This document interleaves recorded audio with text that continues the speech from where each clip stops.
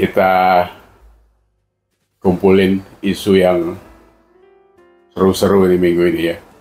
Ada dua isu yang sebenarnya ada kaitannya juga antara terpilihnya Kaisang menjadi ketum PSI itu kan jadi isu yang macam-macam gitu kan ya. Persepsinya ya banyak orang ya pasti dipersepsikan macam-macam gitu kan.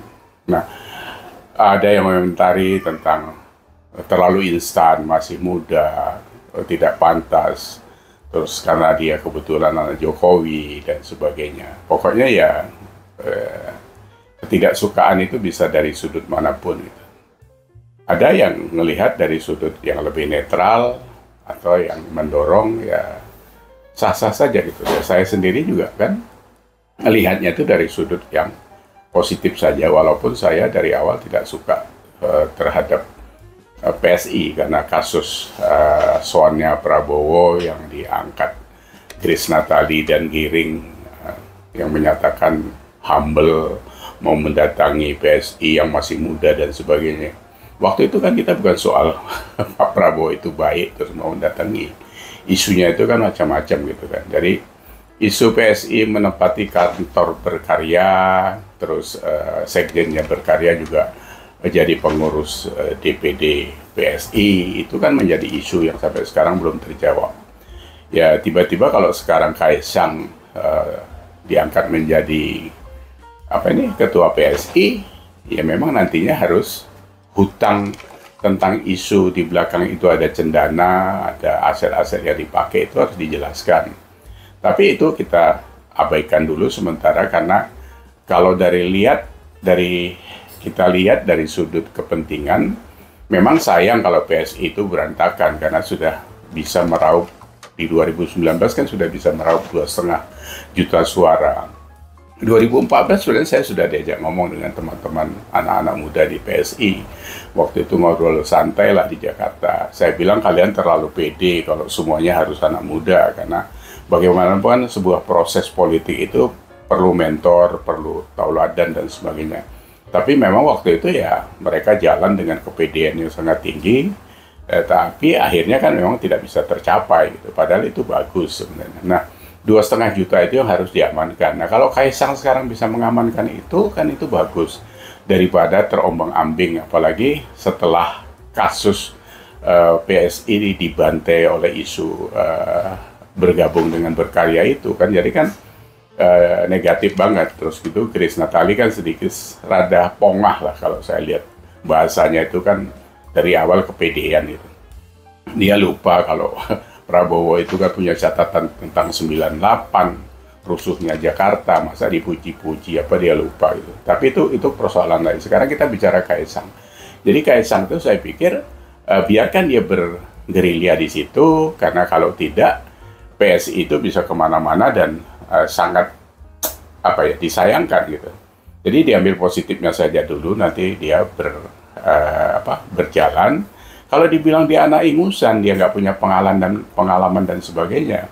Emang AHY punya pengalaman dicopot dari mayor terus mau dijadiin gubernur kan, arahnya kita tahu sekarang dijual ke sana sini mau jadi wapres, capres, siapa yang mau gitu kan. Tapi kalian kan nggak pernah ribut soal anak SBY. Kenapa sekarang anak Jokowi kalian ribut? Gibran nggak punya pengalaman, begitu pegang Solo, moncer sekarang wali kota terbaik mungkin sekarang Solo di Indonesia.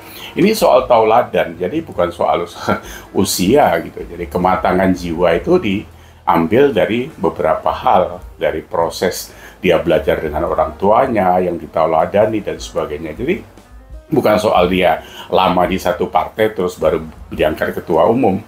Kalian mau jadi ketua umum di PDI, ya nunggu keturunan Megawati habis ya kan, di mana lagi gitu. Kalau di PSI kan saya lihat bagus juga karena 5 tahun sekali itu komitmennya ketua umumnya ganti itu kan bagus. Ada ketua umum yang lain kayak gitu? Enggak, kita nggak tahu. Jadi orang-orang tua yang di partai-partai lama itu kan ketuaan semua sebenarnya. Tapi apakah mereka bijak? Tidak bijak. Itu jadi saya pikir harus dipahami secara menyeluruh soal Kaisang itu, tidak boleh dipotong-potong begitu saja. Apa kalian pikir karena Jokowi terus semuanya bisa diolok-olok karena itu bapaknya presiden dan sebagainya. Memang ada presiden yang sebelum Jokowi yang kalian bisa jadiin panutan? SBY gitu. Kan enggak. Ya kan? Nah, terus apalagi isu minggu ini ya, kita lihat Caimin. Nah, ini seru lagi karena Caimin tiba-tiba sowan ke Petamburan gitu, ke tempatnya Rizik. Kita dari awal dia gabung menjadi wapresnya Anies itu aja sudah dipertanyakan, ribut di NU ke sana sini. Sampai ketua umumnya menyatakan jangan dibawa-bawa NU kalau soal PKB mau kemana-mana. Karena NU itu tidak bisa dibawa sembarangan begitu saja atas nama NU, terus mengambil banyak hal di dalam NU. Saya kan sudah bilang, tidak bisa PKB itu mewakili Nahdliyin karena tahun 2019 saja dapat suaranya cuma 13 juta. Nahdliyin itu ada 100 juta sekarang. Artinya orang-orang NU itu sangat cerdas untuk menyikapi itu.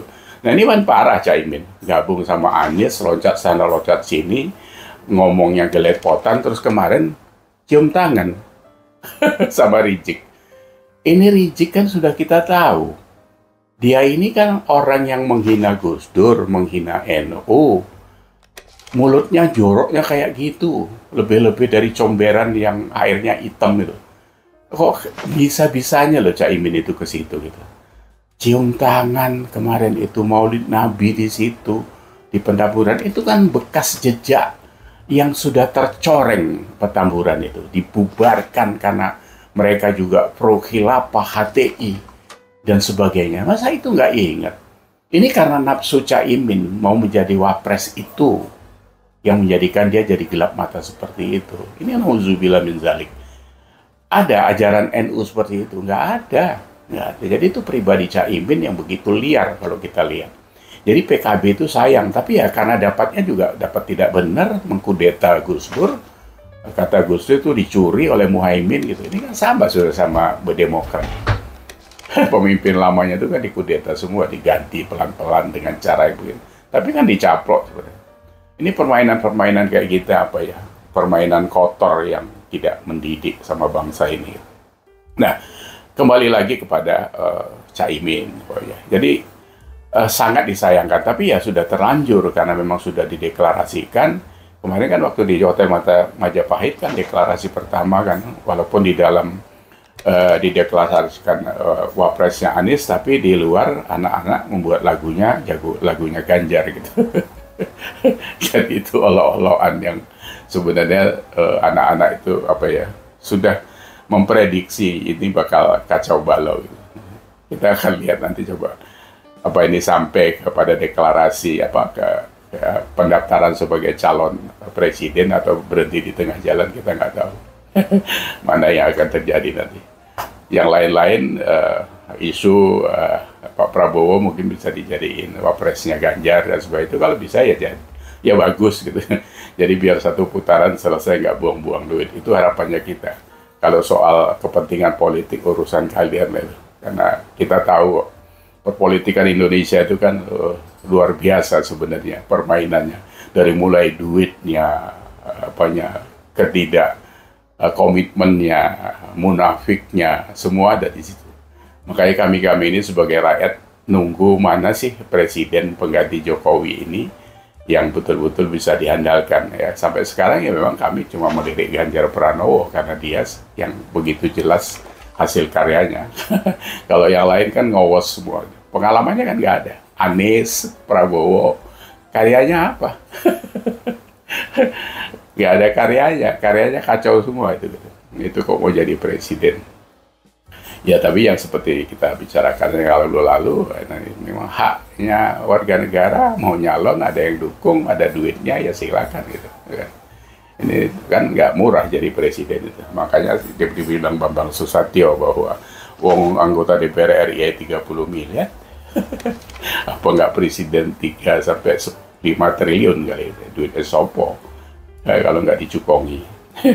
Semua presiden kita juga kan ada cukongnya. Cuma bagaimana mengelola cukong dengan baik, kan itu saja. Jadi tidak harus miara cukong, terus dia pun jadi songong juga gitu. Terus yang penting itu nggak usah korupsi presiden itu kayak Jokowi itu. Yang danai kan banyak dari belakang. Ya. 9 naga lah, 90 naga lah. Ada terserah lah, Sinaga lah gitu ya. Tapi yang penting itu presidennya tuh. Jadi mudah-mudahan Ganjar bisa seperti itu nanti. Insya Allah Ganjar menang gitu aja ya. Jadi Caimin sekali lagi mohon maaf karena Anda terlalu loncatnya terlalu tinggi, jadi jatuhnya sakit bos, bisa ketekuk nanti ya. Oke, nanti kita ngobrol lagi yang lain. Apakah Caimin kita lanjutin atau kita cari informasi yang lain yang lebih tidak menjadi imin-imin yang lain gitu. Terima kasih sudah sama-sama ngobrol. Semoga kita tetap sehat untuk Indonesia ya. Sejahtera Indonesia buat anak-anak muda yang bakal memegang Indonesia ke depan. Terima kasih. See you.